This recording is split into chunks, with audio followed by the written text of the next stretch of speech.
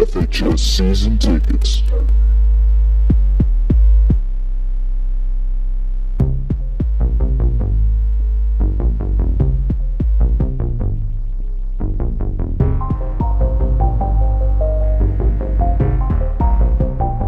Welcome into another episode of FHS Season Tickets. I'm Michael.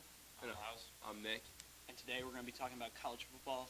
Week 2, starting off Ohio State, Oklahoma. You guys want to take the initial thoughts, or you want me to? Yeah, well, Oklahoma beating Ohio State. Actually, they started to pull away at the end. It was a pretty close kind of defensive struggle, especially in the first half. But then again, just OSU just seems a lot more talented. But the JT Barrett, first of all, just doesn't have the star power he once was. Yeah, I mean, he's a good game manager. I think he may be a decent game manager, just a decent capable. Exactly, capable quarterback, but he used to have just a ton of star power his redshirt freshman year. Seems to be all gone. Even a lot of his burst is gone. I don't know if that's from him bulking up or if that's just from him moving speed, but I don't want to blame it all on him, obviously, because he usually gets a lot of hate from OSU fan base, but he really didn't help us against Oklahoma. And then just all night, OSU looked like they could compare talent-wise, but it didn't show on the scoreboard. Mike, what do you think? Yeah, I mean, I've been saying that JT Barrett has not been a really good quarterback for a couple years now. Platt had him number 2. I know. I was Lamar Jackson, not even not on in the top 5. That's just what an idiot. Horrible. But yeah, I've been saying that JT Barrett would be the reason that if Ohio State were to struggle this year, I thought they were clearly the second best team in the country. I said that if Ohio State were to lose, it would most likely be because JT Barrett just wouldn't be able to do enough. And the offense is pretty loaded. You have a lot of playmakers. You have 2 running backs who look very capable in Mike Weber and J.K. Dobbins. What's the update on Mike Weber, do you know? I mean, he was hurt week 1, so they wanted to ease him back in slowly. No, it looked like he got roughed up again. Is he fine? I have no idea. I haven't been paying attention to that situation. Just so much football going on. Right. Not being a diehard Ohio State fan, just haven't been that interested in. This really hurts them too. Yeah, if Penn State were to win out, or Penn State were to win the conference, and then Oklahoma's still there in the playoff. I don't know, OSU might not be able to sneak in. I mean, I'm already writing in Alabama for the playoffs too. So there's one spot you're fighting for with teams like USC, Clemson, and teams like that. Yeah, I totally agree. And Penn State, they did kind of do Ohio State a big favor by beating Pitt so soundly by 19 points, 33-14. So if they're still a top 5 team by the time that they roll into Columbus this year, that's going to be an absolutely massive game for the Buckeyes to try and get back into that playoff picture, because they're going to be on the outside looking in, at least until that game, you would imagine. So, and then there were a couple other big games. Nick, will go to your favorite teams. Big game, Georgia versus Notre Dame. Georgia going above the Mason-Dixon line for the first time in a couple decades now, which is pretty incredible. But what you see from Notre Dame that has you positive for the future, but also having to fix one-possession game losses? Yeah, Notre Dame, they didn't look too outclassed by a Georgia team that a lot of people had pretty high in the SEC this year. Obviously, Jacob Eason wasn't playing, but their quarterback still was serviceable, and that wasn't really the reason why a lot of people were high on Georgia this year. Their defensive line, they have a lot of speed off the edge, so the Notre Dame offensive line is kind of null and voided. So that's I still think our offensive line, though, works, and that will work in a lot of those games. And just I was impressed with the defensive athleticism that I saw out there with guys like Dalen Hayes and even just our cornerbacks in general doing pretty good work against the Georgia team that again is super athletic. But I think that at just getting a lot more playmakers, like I've said before, the elite teams seem to have almost all the elite athleticism.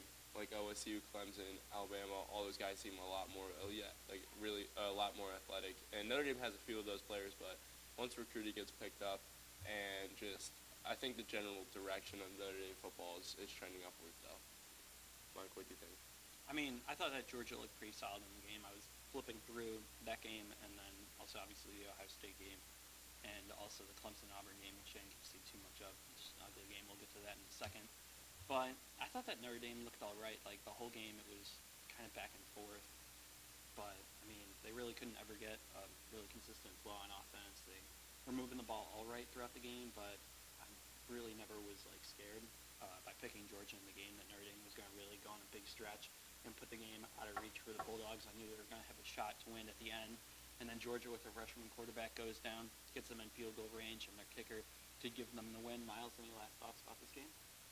No, I think you guys covered that game. If I could, real quick, we had that prediction last week, USC and Stanford. I just wanted to say, after that win by USC, that changed your opinion towards them at all for the season, or what expectations you have? I mean, not really. It was a much better impressive showing from Sam Darnold after not throwing any touchdowns against Western Michigan, who I think was a bit underrated heading into the year. I took them against the spread, and they easily covered. But USC just looked a lot faster than Stanford. They put up like 609 yards of total offense after Stanford has really owned the USC series for the past like 8 years. They're like 6-2. So I really expected Stanford to be able to slow down USC's offense. They did not. USC has a great running back tandem. So I think that may be the biggest thing that we slept on about USC, just their running backs have been killing it so far. And Sam Darnold hasn't even been like the Heisman hopeful that we've even expected. Like, there's been so many people who've been more impressive. But USC as a team was very impressive in their win. Nick, what about you? Yeah, I was thinking that this is just an obstacle that USC has to get over to be considered one of the best teams that it was considered. And Stanford obviously was not even that favored in this game, so it was a rightful win by USC and something that needs to happen more and more with obviously Sam Darnold playing better.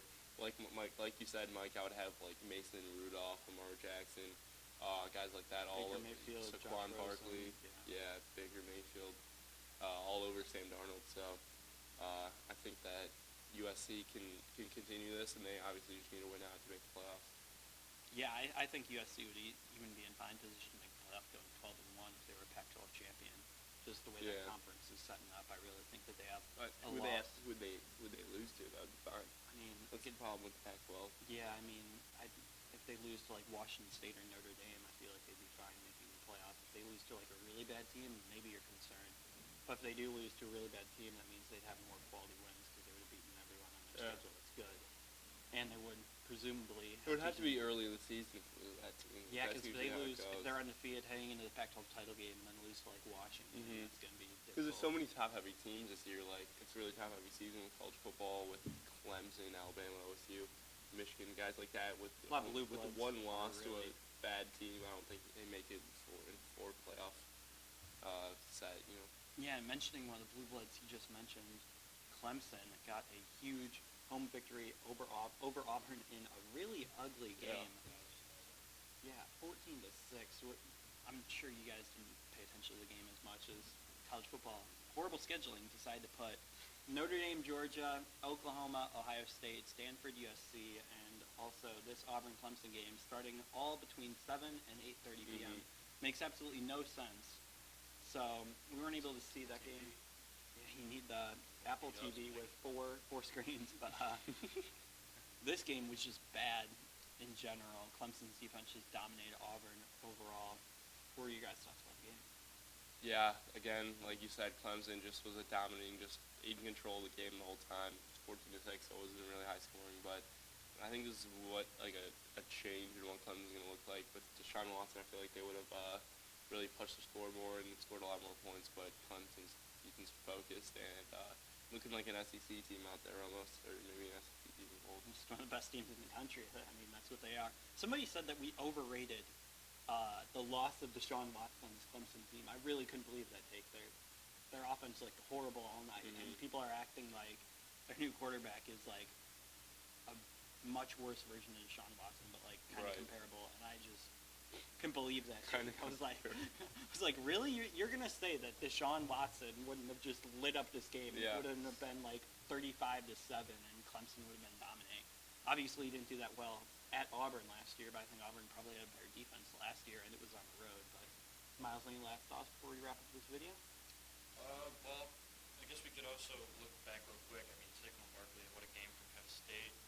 I think if Ohio State, back to that scheduling thing in the playoffs, if they're going to have any sort of problem, it's going to be them. I really do like their offense, like we talked about this weekend, and I got to catch that whole game. You know, it's funny because Pitt went up the field every drive, and like Penn State's really got to work. They dominated time of possession. In the first yeah. half, it was like Yards.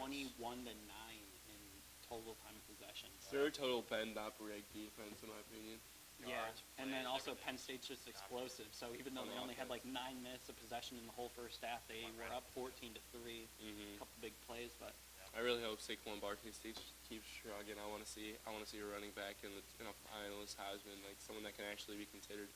Like Dalvin Cook made the Heisman finals, but you knew he was really no threat to winning it. So hopefully Saquon keeps keeps chugging, keeps doing his thing. Mm-hmm. yeah, I totally agree. And that will wrap it up for this episode of FHS Season Tickets. Hope you guys enjoyed. If you did, make sure to leave a like and also subscribe for more season ticket videos. Peace. Wait, what time?